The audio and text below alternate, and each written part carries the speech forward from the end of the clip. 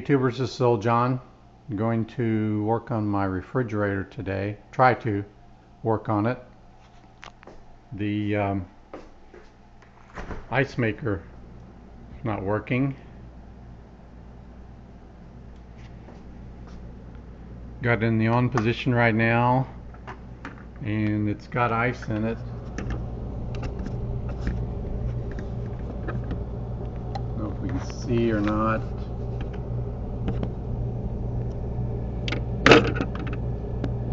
Got ice in it, but it won't dump. So been watching YouTube videos, and it might be the heating element that melts the ice a little bit, so then it can be dumped out. So I'm going to try to take this apart and look at it. Okay, so I lowered this shelf and took stuff off. It was up here.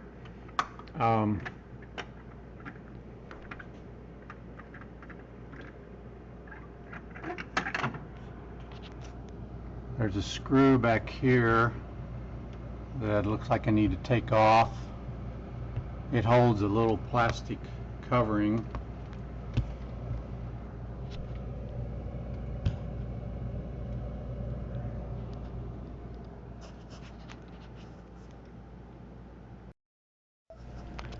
Okay, we want to make sure we have the ice maker shut off. So in this case, push it to the off position. I'm going to use a this nut, looks like it's a 1/4 inch.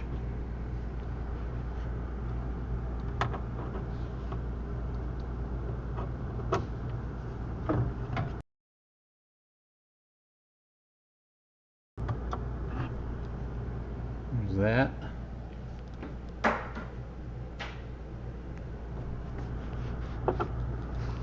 Okay, now that's holding a little plastic cover.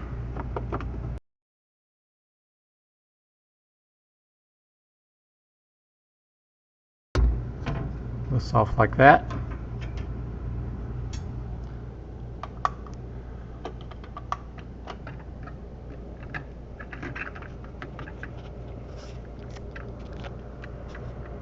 Okay, this cover here has a little thing here that you can free some way here.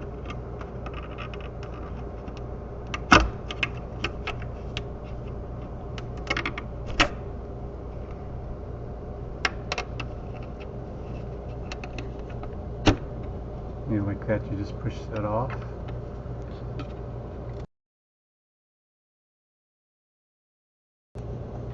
So, get that out of the way.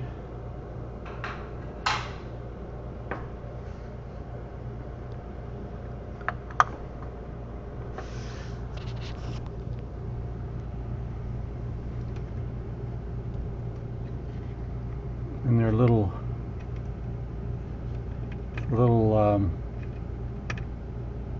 piece you push in here. Slide that past.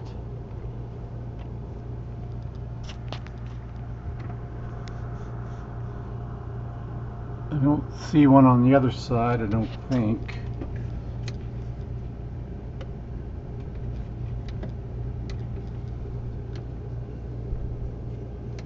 I don't think there's anything else. Yeah. Attaching, just push this down so you can clear it.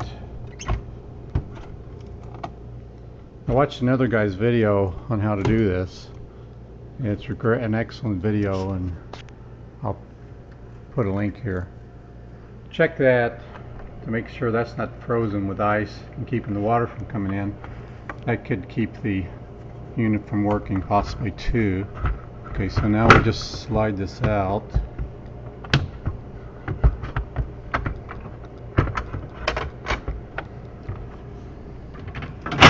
And of course it's got the cable connection here, so we have to disengage this.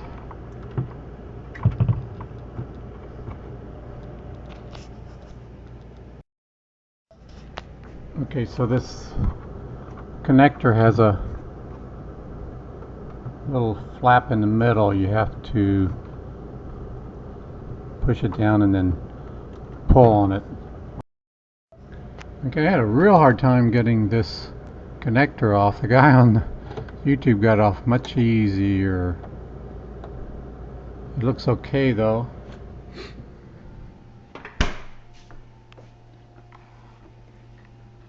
This piece here has to be bent back and then pulled apart. Okay, so now we're looking at the ice maker. This heating element tray has a cover of coating on it, and this coating is really deteriorating.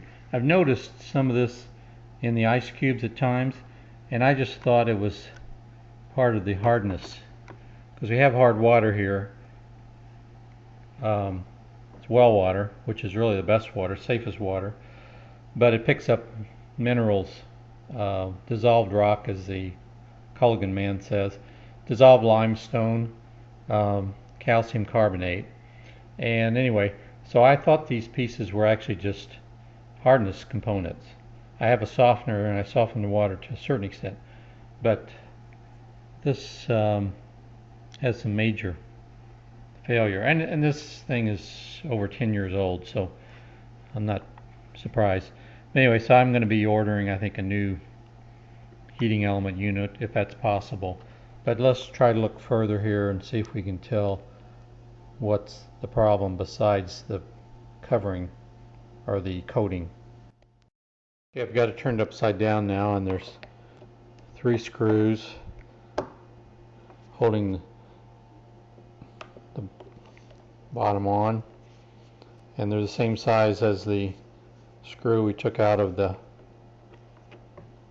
holds the unit up in the refrigerator.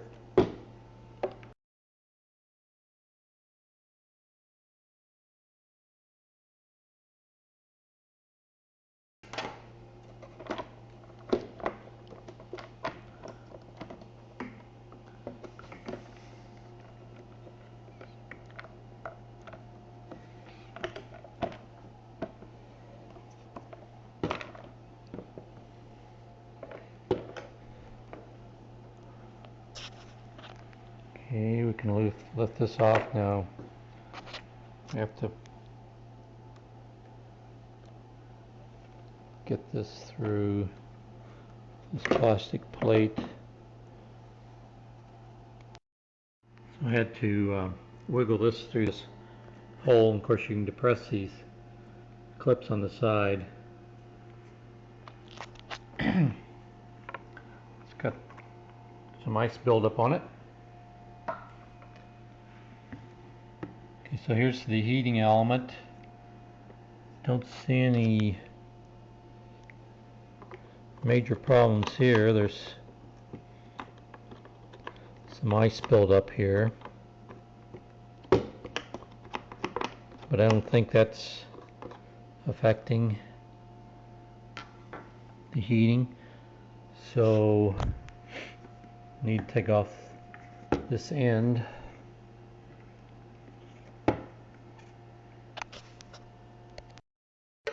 And this just pulls off like so. It's got a little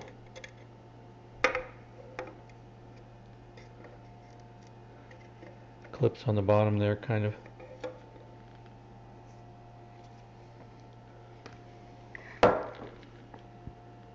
And we need to take 3 screws off here. Notice here it says do not rotate manually. Observe that. So I'm taking these off.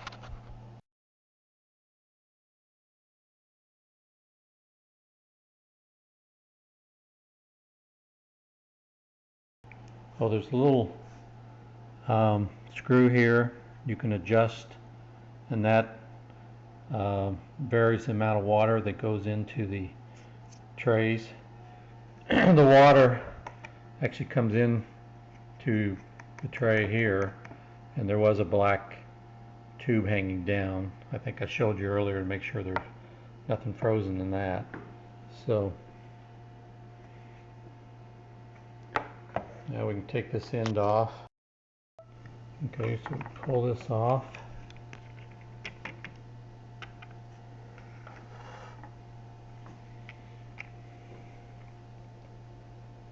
There's your motor and circuitry.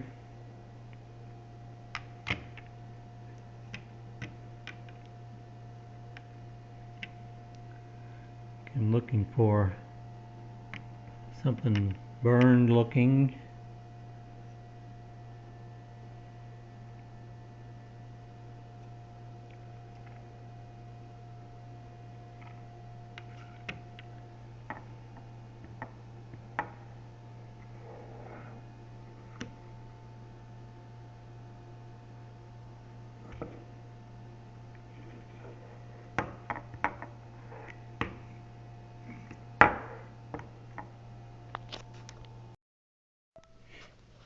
Okay, I determined that obviously I need this tray replaced because all this Teflon or whatever it is, the coating is wearing off.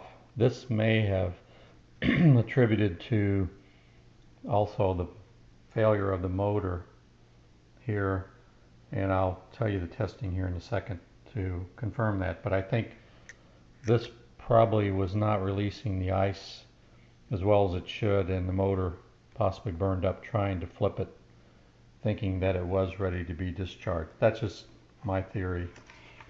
But there's a guy's video that's really good, and I'm showing the link here. If you have a multimeter, how to test like a repairman would. And on the end of this motor housing, there are points to stick your multimeter probes into, and they have letters on them: M, N, H, T,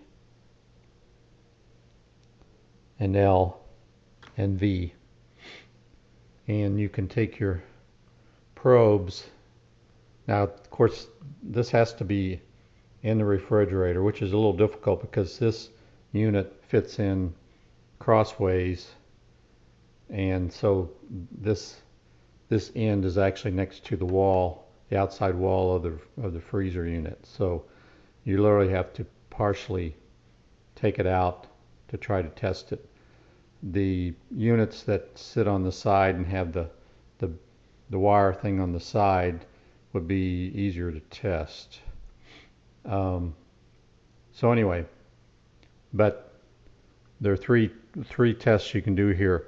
One for the mold heater, which would be the heater that heats this tray up to release the ice so it can be dumped, the mold heater. And you test using H, which is right here, and L right here. And you should get a reading on your multimeter, and you use ohms, which on my case is here, and depending on the range you want, you set it here. But you want a reading of 72 ohms. And I'm not actually testing this right now because it has to have power to it, so it has to be in the refrigerator. And you want 72 ohms. I got 0 ohms. Okay, then you can test the timer motor, and that's using L and M.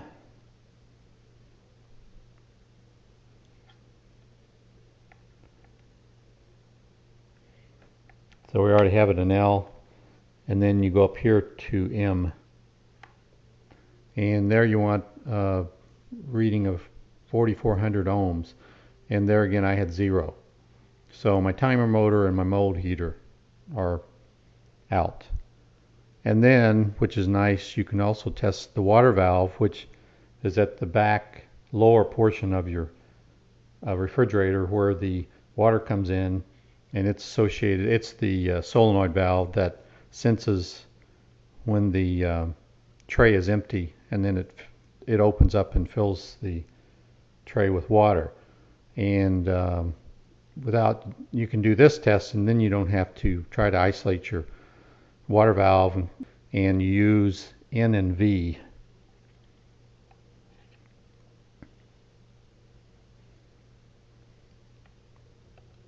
There's V,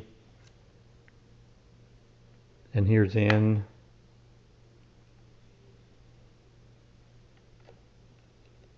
and then V.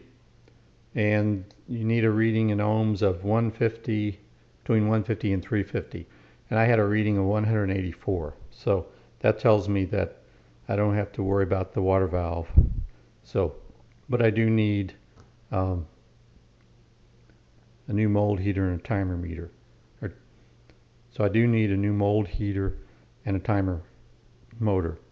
So I went online, searched around using Google and so forth, and found actually the best price is at Walmart through a company through there. I found that you can get so many things through Walmart online because they have a lot of companies that they deal with.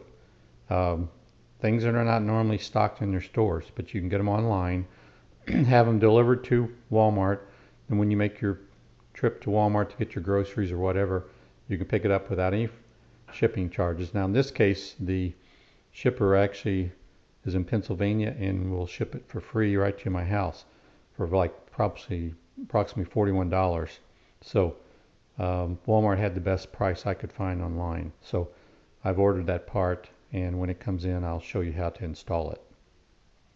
So for now, Old John signing off.